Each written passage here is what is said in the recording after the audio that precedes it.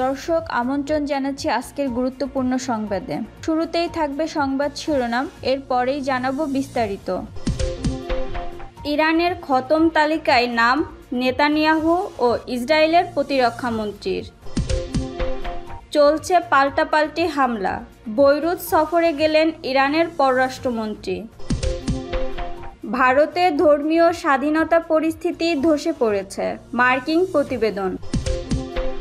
5 বছর পর আজ জুমার খুতবা দেবেন খামেনি। এতক্ষণ শুনছিলেন সংবাদ শিরোনাম, এখন জানাচ্ছি বিস্তারিত। ইরানের খতম তালিকায় নাম নেতানিয়াহু ও ইসরায়েলের প্রতিরক্ষা মন্ত্রীর। লেবাননের সশস্ত্র সংগঠন হিজবুল্লাহর প্রধান হাসান নাসরুল্লাহের মৃত্যুর পরেই মুখোমুখি ইরান ও ইসরায়েল। ইতিমধ্যেই ইসরায়েলকে লক্ষ্য করে 2 দফায় ক্ষেপণাস্ত্র হামলা চালিয়েছে ইরানের সামরিক বাহিনী। পাল্টা ইরানকে চরম মূল্য দিতে হবে বলে হুঙ্কার ছেড়েছেন ইসরায়েলের প্রতিরক্ষা মন্ত্রী বেঞ্জামিন নেতানিয়াহু। আর ওই হামলা পাল্টা হামলার হুমকিতে রীতিমতো কাঁপছে মধ্যপ্রাচ্য। যুদ্ধের দামামার মধ্যেই সামাজিক মাধ্যমে ভাইরাল হয়েছে ইরান সরকারের প্রস্তুত করা খতম তালিকা বা হিট লিস্ট। আর সেই তালিকায় শীর্ষে রয়েছে ইসরায়েলের প্রতিরক্ষা মন্ত্রী বেঞ্জামিন নেতানিয়াহুর নাম। 2 নম্বরে রয়েছে দেশটির প্রতিরক্ষা মন্ত্রী ইয়োভ গ্যালান্টের নাম। 3-এ রয়েছে ইসরায়েলের সেনাপ্রধান হারজি হালেভি। হিজবুল্লাহর প্রধান হাসান নাসরুল্লাহর মৃত্যুর পরেই ইসরায়েলের সম্ভাব্য হামলা থেকে বাঁচাতে ইরানের সর্বোচ্চ ধর্মীয় নেতা আয়াতুল্লাহ আলী খামেনিকে নিরাপদ স্থানে সরিয়ে নিয়ে যাওয়া হয়েছিল। বিভিন্ন আন্তর্জাতিক সংবাদ মাধ্যমে সম্প্রতি একটি খবর প্রকাশিত হয়। তাতে দাবি করা হয় ইরানের প্রধান ধর্মীয় নেতাকে হত্যার ছক কষেছে ইসরায়েলের গুপ্তচর গোয়েন্দা সংস্থা মোসাদ। আর ওই খবর প্রকাশের পাল্টা জবাব দিতে মঙ্গলবার রাতে ইসরায়েলকে লক্ষ্য করে একসঙ্গে প্রায় 200 মিসাইল ছাড়ে ইরান। ইরানের ছোড়া ক্ষেপণাস্ত্র থেকে বাঁচতে ইসরায়েলের বাসিন্দারা প্রাণ ভয়ে ছোটাছুটি করতে থাকেন। শুধু তাই নয়, ইসরায়েলের প্রধানমন্ত্রী বেঞ্জামিন নেতানিয়াহু সহ গোটা মন্ত্রিসভা বাংকারে আশ্রয় নেন। ওই মিসাইল হামলার পর ইরান ইসরায়েল সম্পর্ক তলানিতে গিয়ে ঠেকেছে। ইসরায়েল হুমকি ছেড়েছে ইরানের মিসাইল হামলার জবাবে তারাও যে কোনো সময় পাল্টা হামলা চালাবে।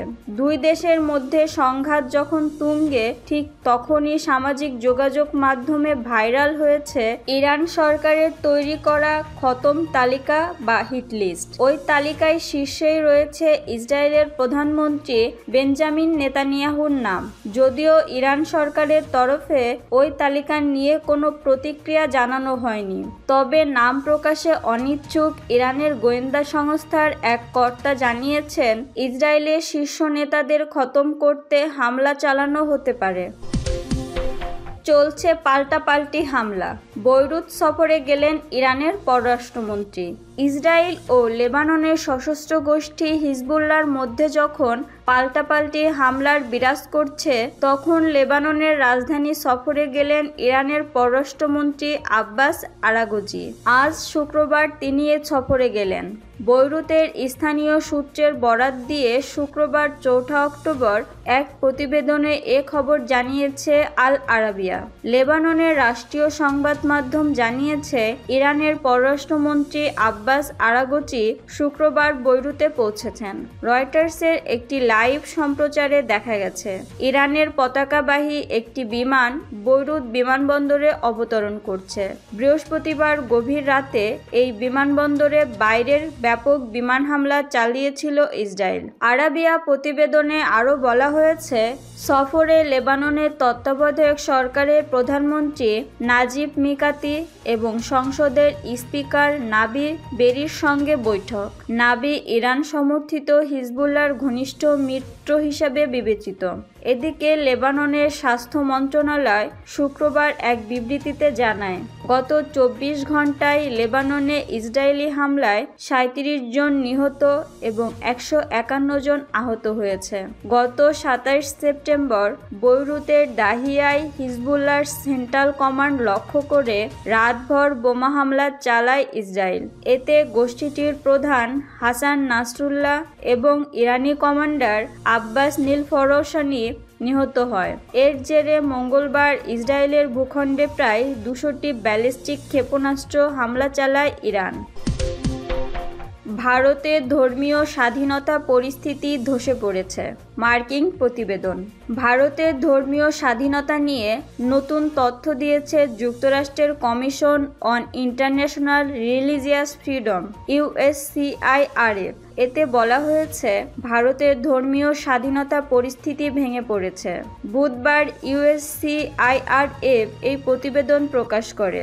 তবে ভারতের পররাষ্ট্র মন্ত্রণালয় এই প্রতিবেদনকে পক্ষপাতদুষ্ট আখ্যা দিয়ে প্রত্যাখ্যান করেছে। যুক্তরাষ্ট্রের কমিশন অন ইন্টারন্যাশনাল রিলিজিয়াস ফ্রিডমের ওয়েবসাইটে প্রকাশিত এই প্রতিবেদনের সারমর্মে বলা হয়েছে, এই প্রতিবেদনে কিভাবে 2024 সাল জুড়ে উগ্রবাদীরা বিভিন্ন ব্যক্তিকে হত্যা করেছে, নির্যাতন করেছে, ধর্মীয় নেতাদের কিভাবে নির্বিচারে গ্রেপ্তার করা হয়েছে এবং তাদের বাড়িঘর ও উপাসনালয়গুলো ভেঙে ফেলা হয়েছে তা তুলে ধরা হয়েছে। এতে আরও বলা হয়েছে, এ ঘটনা বিশেষ করে ধর্মীয় স্বাধীনতার গুরুতর লঙ্ঘন। এটি ধর্মীয় সংখ্যালঘু এবং তাদের উপাসনালয়গুলোর বিরুদ্ধে হিংসাত্মক আক্রমণকে উস্কে দেওয়ার জন্য সরকারি কর্মকর্তাদের ঘৃণাত্মক বক্তব্যসহ ভুল তথ্য এবং বিভ্রান্তিকর ব্যবহারও তুলে ধরা হয় প্রতিবেদনে। কমিশন অন ইন্টারন্যাশনাল রিলিজিয়াস ফ্রিডমের প্রতিবেদনে নাগরিকত্ব সংশোধনী আইন CAA, ইউনিফর্ম সিভিল কোড এবং বেশ কয়েকটি রাজ্য স্তরের ধর্মান্তর বিরোধী ও গোহত্যা আইনসহ ধর্মীয় সংখ্যালঘুদের লক্ষ্যবস্তু করে তাদের ভোটাধিকার থেকে বঞ্চিত করার জন্য ভারতের আইনি কাঠামোর পরিবর্তন এবং তার প্রয়োগ কিভাবে ঘটেছে তার বর্ণনা দেওয়া হয়েছে। প্রতিবেদনে USCIRF মার্কিন পররাষ্ট্র দপ্তরকে পরামর্শ দিয়ে বলেছে, ভারতকে বিশেষ উদ্বেগের দেশ বা CPC তালিকাভুক্ত করতে, কারণ ভারত ধর্মীয় স্বাধীনতার নিয়মতান্ত্রিক, চলমান ও গুরুতর লঙ্ঘনে জড়িত। এসব বিষয়ে পররাষ্ট্র দপ্তরকে উদ্যোগ নেয়ার পরামর্শ দেওয়া হয়েছে এতে। এদিকে ভারত দৃঢ়ভাবে USCIRF এর প্রতিবেদন প্রত্যাখ্যান করেছে। দেশটির পররাষ্ট্র মন্ত্রণালয় প্রতিবেদনটিকে পক্ষপাতদুষ্ট বলে খারিজ করেছে এবং USCIRF-কে উদ্দেশ্যপ্রণোদিত বয়ান প্রচারের অভিযোগে অভিযুক্ত করেছে।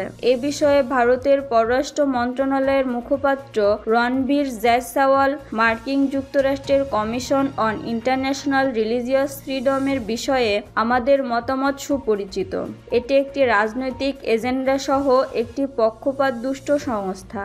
আমরা এই পক্ষপাতদুষ্ট প্রতিবেদন প্রত্যাখ্যান করি, যা কেবল USCIRF-কে আরও অসম্মানিতই করে। 5 বছর পর আজ জুমার খুতবা দিবেন খামেনি। 5 বছর পর আজ জুমার নামাজে ইমামতি করবেন ইরানের সর্বোচ্চ নেতা আয়াতুল্লাহ আলী খামেনি। তেল আবিবে ব্যালিস্টিক ক্ষেপণাস্ত্র হামলার পর ইরানকে চরম পরিণতির ভোগের হুঁশিয়ারি দিয়ে আসছে ইসরায়েল। এর মধ্যেই জুমার নামাজে খুতবা প্রদান করতে আসছেন খামেনি। এই খুতবায় ইসরায়েলের ক্ষেপণাস্ত্র হামলার পর ইরানের ভবিষ্যৎ পরিকল্পনা নিয়ে দিক নির্দেশনা দিতে পারেন তিনি। খামেনির খুতবাকে ইরানের রাজনীতিতে বিশেষভাবে তাৎপর্যপূর্ণ বলে মনে করা হয়, কারণ প্রায় 5 বছর পর সর্বোচ্চ ধর্মীয় নেতার এটি প্রথম জুমার খুতবা। এই সময়ে মধ্যপ্রাচ্য পরিস্থিতি আরও জটিল রূপ নিয়েছে। খামেনি শেষবার জুমার নামাজে নেতৃত্ব দিয়েছিল 2020 সালের 17 জানুয়ারি। মার্কিন ড্রোন হামলায় ইরানে অভিজাত বিপ্লবী বাহিনী কুদ ফোর্স কমান্ডার কাসেম সোলাইমানিকে হত্যার পর উত্তেজনাকর সময়ে খুতবা দেন তিনি। সোলাইমানি হত্যার প্রতিশোধ হিসাবে ইরাকে অবস্থিত একটি মার্কিন ঘাঁটিতে ইরানের ক্ষেপণাস্ত্র হামলার পর জুমার জুমার নামাজে ইমামতি করেছিলেন খামেনি। এবার ইরানের সর্বোচ্চ নেতা এই বিরল খুতবা এমন এক সময়ে দিতে যাচ্ছেন যখন গাজায় ইসরায়েলি হামলার বছর পূর্ণ হতে মাত্র 3 দিন বাকি। খামেনির সরকারি ওয়েবসাইটে জানানো হয়েছে, তেহরানের কেন্দ্রে অবস্থিত ইমাম খোমেনি গ্র্যান্ড মোসাল্লা মসজিদে মুসল্লিদের ইমামতি করবেন তিনি। জানা গেছে, জুমার নামাজের আগে স্থানীয় সময় সকাল 10:30টায় হিজবুল্লাহর প্রধান হাসান নাসরুল্লাহর স্মরণে একটি অনুষ্ঠান আয়োজন করা হবে।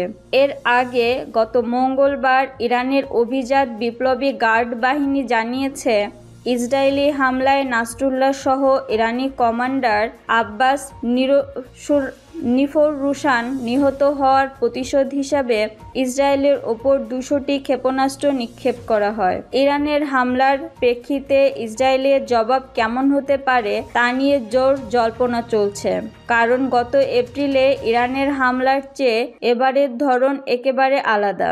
ওয়াশিংটনও বলেছে, ইসরায়েলের সঙ্গে সমন্বয় করে তেহরানের বিরুদ্ধে পাল্টা জবাব দেয়া হতে পারে।